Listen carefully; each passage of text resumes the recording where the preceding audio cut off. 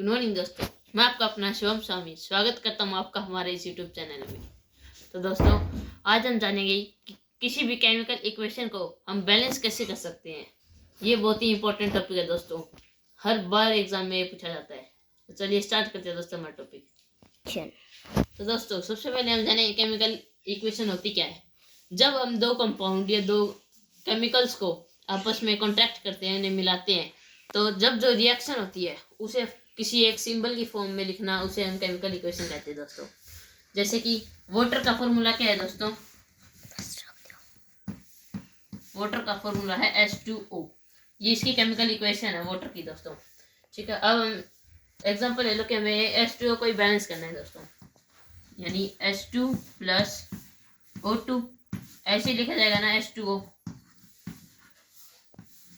तो ऐसे ही लिखा जाता है। अगर इसको हम केमिकल इक्वेशन से बनाएं ऐसे, तो H2O को ऐसे लिखा जाता है H2 प्लस O2, क्योंकि ये दोनों गैस की फॉर्म में होते हैं और गैस में हमेशा दो आइटम लगते हैं।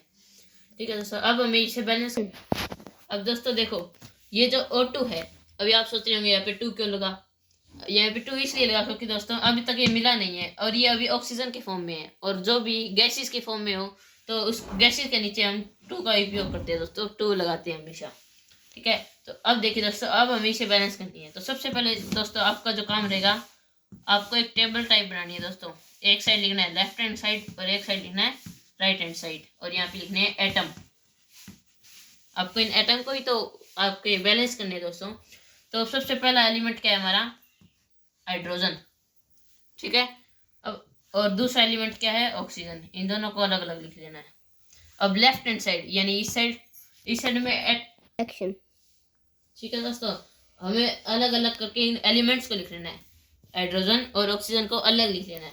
अब लेफ्ट हैंड साइड देखो दोस्तों, यानी इस साइड में हाइड्रोजन के कितने एटम्स है? 2 एटम्स है दोस्तों, तो यहाँ पे 2 लिख लेना है। और ऑक्सीजन के कितने हैं? ऑक्सीजन के भी 2 है दोस्तों। ठीक है, और राइट हैंड साइड में यानी इस साइड जो हमारी ये इक्वेशन बनी है, जो लास्ट रिजल्ट हमारा जो निकल के आया दोस्तों, अब इसमें हाइड्रोजन के कितने हैं? 2 है, 2 एटम्स है, और ऑक्सीजन का कितना है? सिर्फ 1 एटम है दोस्तों। अब हमें ऑक्सीजन को बैलेंस करना है, इनको बैलेंस करना है। तो बैलेंस करने के लिए यहाँ पे 2 है दोस्तों ऑक्सीजन में, यहाँ पे 1 है। अगर हम इस 1 की 2 के साथ मल्टीप्लाई करा दें तो ये 2 हो जाएंगे दोस्तों। ठीक है, और ये बात आपको हमेशा ध्यान रखनी कि जब भी आप बैलेंस कर रहे हो दोस्तों, तो किसी के भी ऐसे नीचे नहीं लगाना। आपको जो इक्वेशन बन रही है उससे पहले जो भी होगा वहाँ पे लगाना है। यानी ये इक्वेशन बनी और इससे पहले आपको लगाना है जो आपका नंबर लगाओगे तो आप। ठीक है दोस्तों, अब मैंने यहाँ पे 2 लगा दिया। 2 लगाने के बाद यहाँ पे भी 2 था, 2 जा ये 4 हो गया। राइट हैंड साइड 4 हो गया, तो यहाँ पे 4 हो गया। और जो ऑक्सीजन था ये 2 हो गया, तो ये ऑक्सीजन तो बैलेंस हो गया, लेकिन हमारा हाइड्रोजन तो छिड़ गया ना, वो अनबैलेंस हो गया। ठीक है, अब देखो दोस्तों, यहाँ पे 4 है और यहाँ पे 2 है। अगर मैं इस 2 की 2 के साथ मल्टीप्लाई करा दूँ तो 4 हो जाता है। तो 2 की 2 के साथ मल्टीप्लाई कराई तो 4 हो गया, और यहाँ पे हम आगे साइड 2 लगा देंगे दोस्तों। और देखो 2 2 जा 4, और यहाँ पे कितने दोस्तों? 2 2 जा 4 एटम हाइड्रोजन के दोनों साइड, और ऑक्सीजन के 2 एटम दोनों साइड है दोस्तों। ठीक है दोस्तों, ऐसे हमारी ये इक्वेशन बैलेंस होगी दोस्तों। अब हम इसका एक और एग्जांपल लेते हैं। तो दोस्तों हमारा सेकंड एग्जांपल है मैग्नीशियम ऑक्साइड, यानी कि MgO। ये इसकी रिजल्ट है दोस्तों, जो इक्वेशन बनेगी। और इससे पहले जो हमें कंपाउंड बनाने होंगे उसकी रिएक्शन होगी दोस्तों Mg प्लस O2, क्योंकि Mg तो सॉलिड है दोस्तों, और जो गैस की फॉर्म में क्या है? ऑक्सीजन है, और गैस की फॉर्म के साथ हमेशा नीचे 2 जुड़ता है दोस्तों। अब इसे देखिए, ये बैलेंस है। Mg यहाँ पे 1 है, यहाँ पे भी 1 ही एटम है, यहाँ पे 1 एटम है ऑक्सीजन का, और यहाँ पे 2 एटम है, लेकिन ये बैलेंस नहीं है दोस्तों। ठीक है, आपको वही सेम प्रोसीजर फॉलो करना है दोस्तों। यहाँ पे लेफ्ट हैंड साइड और यहाँ पे राइट हैंड साइड। यहाँ पे तो आपको लिखना है मैग्नीशियम और नीचे ऑक्सीजन।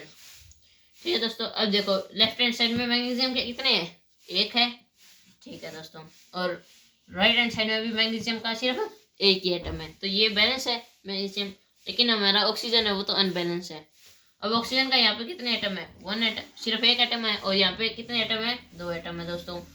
ठीक है, तो अब हमें यहाँ पे 2 बनाने पड़ेंगे, यानी 2 एटम लगाने पड़ेंगे यहाँ पे।